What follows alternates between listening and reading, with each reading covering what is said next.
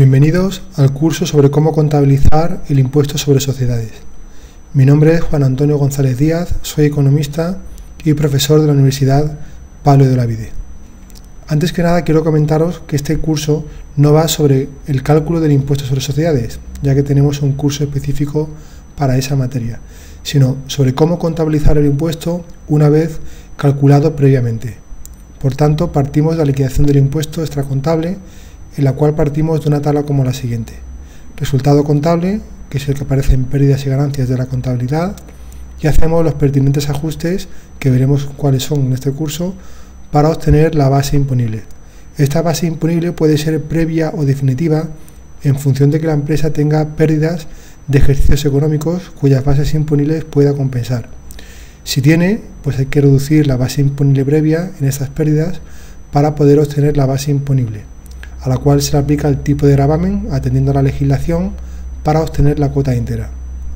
Esta cuota íntegra se verá también reducida por aquellas deducciones y bonificaciones fiscales en cuota a que la empresa tenga derecho según la legislación para obtener la cuota líquida. La cuota líquida es el resultado de la liquidación, es el impuesto corriente. No obstante, la empresa puede tener una serie de ingresos a los cuales los clientes le realicen una retención que ingresan directamente a la agencia tributaria, o también puede ser que la empresa, atendiendo a la legislación, pueda realizar pagos fraccionados a cuenta del impuesto sobre sociedades.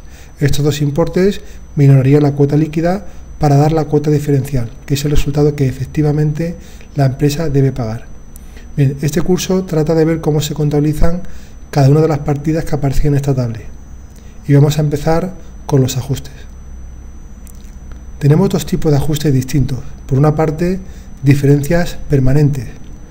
Un gasto contabilizado no es considerado gasto por la normativa fiscal, por ejemplo, multas y sanciones. Al liquidar el impuesto, vamos a verlo con un ejemplo. Si suponemos que una empresa tiene un resultado contable de 14.600 euros de beneficios y ya están contabilizados una sanción por 1.000 euros, por ejemplo, para realizar la liquidación del impuesto, partimos del resultado contable, 14.600 euros. Pero esta sanción es un gasto desde el punto de vista contable, pero no es un gasto fiscalmente deducible. Ello me obliga a realizar un ajuste por diferencias permanentes. Este ajuste supone que para Hacienda el resultado real no son 14.600 euros, sino 15.600 euros, porque elimino del resultado contable el gasto de 1.000 euros que en su día contabilicé como gasto por la multa o la sanción. En contabilidad no afecta para nada, puesto que yo ese gasto, esa multa, esa sanción, lo contabilizo como un gasto más, como un hecho económico del ejercicio de la empresa. La sanción, por tanto, de Hacienda por 1.000 euros se contabilizaría en la cuenta 631 por importe de 1.000 euros contra la cuenta de banco de tesorería de donde salga el efectivo para pagar la multa. La cuenta más correcta, bajo mi punto de vista, sería una 631, otros tributos, pero con una terminación distinta, por ejemplo 99. ¿Para qué? Para identificar esos gastos como no deducibles y a la hora de realizar el chequeo anual después de cierre el ejercicio me resulte más sencillo poder identificar aquellos gastos que no sean fiscalmente deducibles, por ejemplo las multas y sanciones. Conclusión: una diferencia permanente no tiene ninguna incidencia contable, el gasto se contabiliza como tal, pero sí afecta a la liquidación del impuesto, puesto que si el gasto no es deducible, no tendré en cuenta esos gastos para la base imponible previa. Además de las diferencias permanentes, tenemos también diferencias temporarias. La norma define diferencias temporarias como las derivadas de la diferente valoración contable y fiscal atribuida a activos, pasivos y determinados instrumentos de patrimonio en la medida en la cual tengan incidencia la carga fiscal futura. ¿Qué quiere decir esto? Que ya no estamos como en diferencias permanentes, que para la agencia tributaria no era gasto y para contabilidad sí. Ahora sí son gastos deducibles y sí es gasto contable, pero la valoración de esos gastos es distinta. La norma define base fiscal como el importe atribuido a los activos, pasivos o instrumentos de patrimonio de acuerdo con la legislación fiscal aplicable. En caso de que la base fiscal difiera de la valoración contable, en este caso existe una diferencia temporaria. Existen dos tipos de diferencias temporarias: deducibles e imponibles. Para identificar la diferencia temporaria y saber si es deducible o es imponible, lo que tengo que hacer es la siguiente pregunta. ¿Me va a hacer esta diferencia temporaria pagar menos en el futuro? Si la respuesta es sí, será una diferencia temporaria deducible. Si la respuesta es no, si me hace pagar más impuestos en el futuro, estaremos ante una diferencia temporaria imponible. Pero la pregunta siempre es ¿qué va a pasar en el futuro? Si pago menos, deducible. Si pago más impuestos, imponible. Las diferencias temporarias, según el Plan General Contable de 2007, se producen por dos motivos. Primero, por la existencia de diferencias temporales. Mismo concepto que en el Plan General Contable 90, aunque el enfoque, como veremos ahora, es un poco distinto. O en segundo lugar, en otros casos, como por ejemplo, en ingresos y gastos registrados directamente en el patrimonio neto, lo veremos con detalle, cuando en una combinación de negocios la valoración fiscal es distinta del valor contable, o bien cuando en un activo que no es una combinación de negocios también ocurre lo mismo, es decir, que la valoración fiscal es distinta del valor contable. Todos estos casos lo veremos en este curso, pero vamos a empezar por las diferencias temporarias ocasionadas por diferencias temporales. Y lo vamos a ver a través de un ejemplo. Imaginaos que compramos un elemento de inmovilizado por 10.000 euros, cuya vida útil estimada es de 5 años. Siempre que una empresa o una persona que ejerce una actividad empresarial compra un elemento de inmovilizado, en este caso no toda la inversión va a gasto, sino que va a ir a gasto de forma proporcional, atendiendo a los años durante los cuales va a generar rendimientos para el bien. Por lo tanto, en este caso concreto, 1.000 euros que yo invierto en un elemento de inmovilizado que me va a reportar beneficios durante 5 años, si utilizo el sistema de amortización lineal, amortizaré un quinto de ese elemento de inmovilizado cada año, es decir, el 20% será la amortización contable.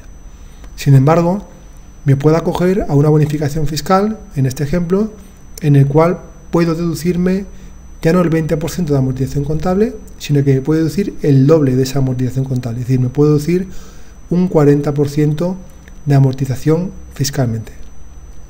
La primera idea básica es que yo no puedo contabilizar en este caso la amortización al 40%, porque no es cierto. Una cosa es que sea fiscalmente deducible el 40%, pero otra muy distinta es que el bien realmente me va a reportar a mí beneficios durante 5 años, con lo cual debo amortizarlo atendiendo al principio de imagen fiel según la realidad. El bien me va a durar 5 años, con lo cual amortizaré un 20% cada año. Entonces, lo primero que tengo que hacer es un cuadro de estado contable en el cual calcularé la amortización anual y por tanto el valor contable al final de cada año. El año 1 la amortización será 20% de 10.000 euros, 2.000 euros. Y como he elegido el sistema de amortización constante, ya que existen otras alternativas, cada año la amortización será constante igual a 2.000 euros. De tal forma que después de 5 años amortizando el bien, como ya he dejado de producir beneficios para la empresa, lo tendré el bien completamente amortizado. Total amortizado 10.000 euros. A partir de aquí calculo el valor contable.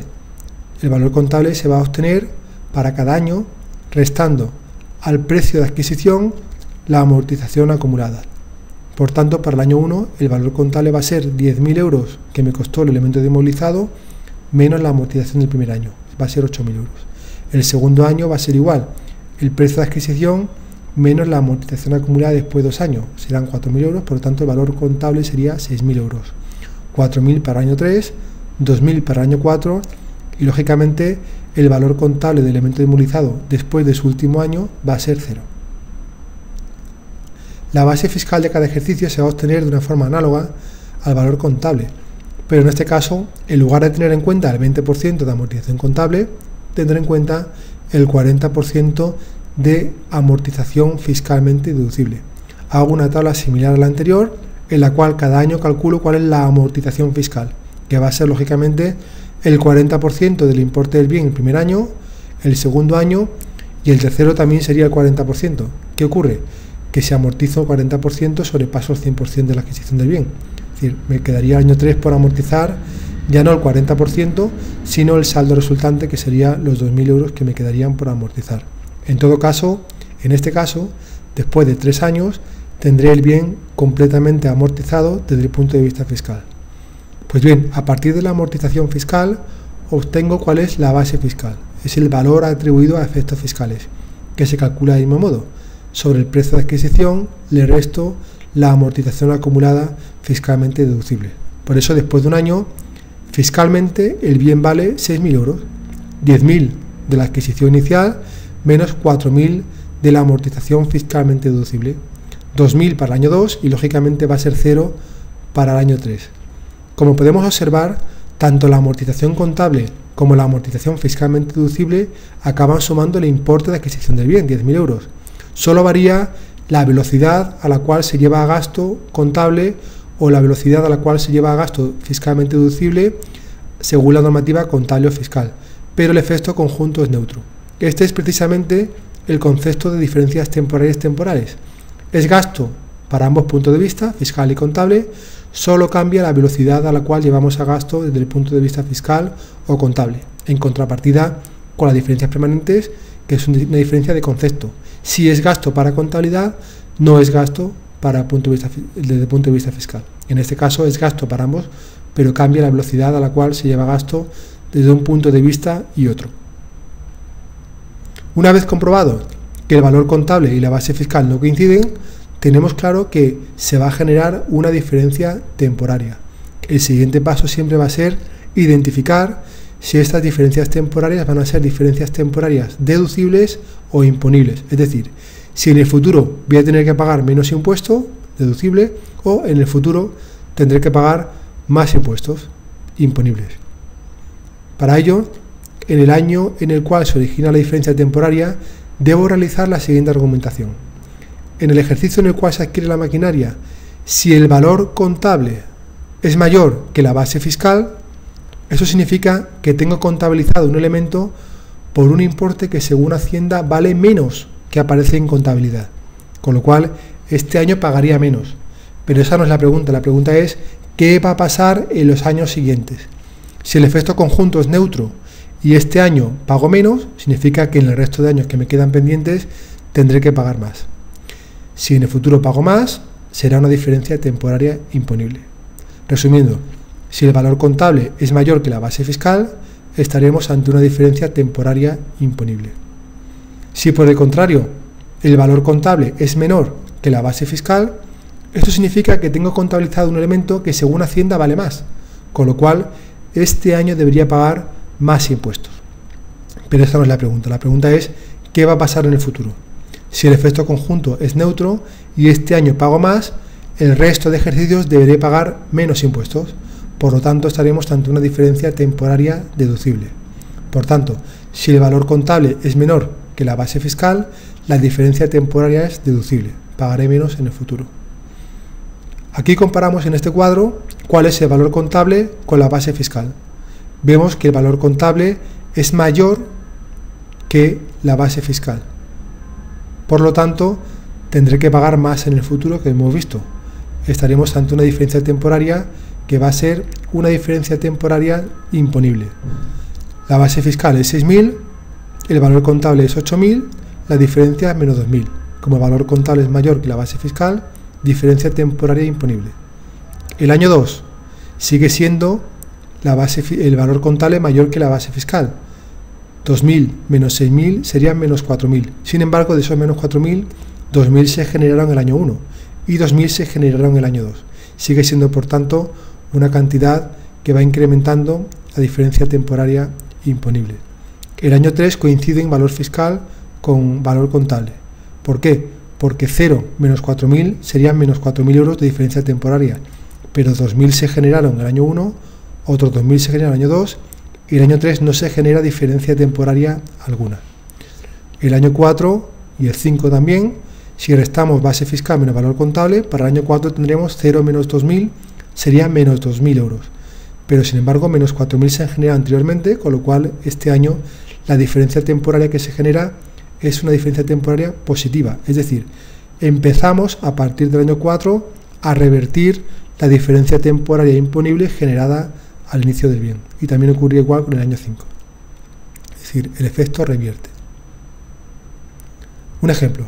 Si contamos para una empresa que tiene un resultado contable de 14.600 euros, en este caso el resultado contable sería 14.600 y el ajuste va a ser un ajuste por diferencias temporarias imponibles. Aquí es fácil equivocarse o no tener claro cuál es el signo del importe, si debemos sumar el ajuste o restar el ajuste. Para identificarlo sin problemas, mejor que memorizarlo, es acudir a la argumentación anterior. Hemos dicho que si el valor contable es mayor que la base fiscal, significa que en el futuro debo pagar más impuestos. Y eso ocurre porque este año tengo que pagar menos. Por lo tanto, lo que hago es reducir el resultado contable de 14.600 a 12.600. Cuando se produce una diferencia temporaria, el ajuste va a ser negativo, disminuye el resultado contable, porque pagaré más en el futuro y para ello debo pagar menos este año. Contabilidad. Lógicamente, tanto las diferencias temporarias imponibles como deducibles me van a generar un crédito o un derecho sobre la agencia tributaria, o bien, si son diferencias temporarias deducibles, o bien una deuda con la agencia tributaria si son diferencias temporarias imponibles. Por tanto, las diferencias temporarias deducibles suponen un crédito. ¿Por qué? Porque en el futuro tengo que pagar menos, entonces debo contabilizar el correspondiente activo. Si por el contrario estamos ante una diferencia temporaria imponible, es una deuda frente a la agencia tributaria, porque en el futuro tengo que pagar más, con lo cual se contabilizarán como un pasivo. El activo por diferencias temporales deducibles se va a contabilizar en la cuenta 4740, que se llama activos por diferencias temporarias deducibles. Y su importe se va a calcular multiplicando la diferencia temporaria deducible por el tipo de gravamen. Por el contrario, si estamos ante una diferencia temporaria imponible, el pasivo se va a contabilizar en la cuenta 479, pasivos por diferencias temporarias imponibles, y su importe igualmente se va a calcular multiplicando el importe de la diferencia temporaria imponible por el tipo de gravamen. Si volvemos al ejemplo anterior, por supuesto siempre la contrapartida tanto del activo como del pasivo va a ser la cuenta 6301 impuesto diferido. Es importante, la cuenta de impuesto diferido es una cuenta de gasto, pero puede tener saldo deudor o saldo acreedor, es decir, puede ser un gasto o un ingreso. ¿De qué depende? De que se use como contrapartida a la creación de un activo o como contrapartida a la generación de un pasivo. Si volvemos al ejemplo anterior, vemos la comparativa entre valor contable y base fiscal, vemos la generación de las diferencias temporarias y para un tipo de gravamen del 30% vemos cómo se calcula en este caso el pasivo, ya que estamos ante una diferencia temporaria imponible, se genera un pasivo. El pasivo generado va a ser la diferencia temporaria imponible para el año 1 menos 2.000 euros por el tipo de gravamen, menos 600. Para el año 2 igual, menos 2.000 por el 30%, menos 600. El año 3, como no se genera diferencia temporaria, no habrá tampoco pasivo. Los años 4 y 5 que se produce la reversión, la cuantía será también el importe de la reversión de la diferencia temporaria imponible por el tipo de gravamen, en este caso 600 euros en signo contrario. ¿Qué significa el signo contrario? Que cuando se produce la reversión, en este caso lo que hago es disminuir el saldo del pasivo que he generado anteriormente. Por tanto, los años 1 y 2, ¿qué se contabilizarían? Pues la creación del pasivo, 479, pasivos por diferencias temporarias imponibles por valor de 600 euros. Y para cuadrar el asiento, uso como contrapartida la cuenta 6301 impuesto diferido por 600 euros. Con lo cual veremos que el año 1 se genera un pasivo de 600 euros y el año 2 se incrementa su saldo en esos mismos 600 euros. El año 3 no se produce nada, puesto que no hay diferencia temporaria, y los años 4 y 5 se produce la reversión. Es decir, yo doy de baja 600 euros el año 4 de la cuenta de pasivos por diferencias temporarias y uso como contrapartida el impuesto diferido, tanto el año 4 como el año 5. De tal forma que después de los 5 años de este ejemplo, el saldo final de la cuenta del pasivo por diferencias temporarias imponibles, la 479, va a ser de 0 euros. Hay dos ejemplos A y B, que dejamos para el final del curso, porque voy a incluir no solamente la forma de contabilizar los ajustes, sino que además incluiré el resto de las partidas que forman parte de la liquidación del impuesto.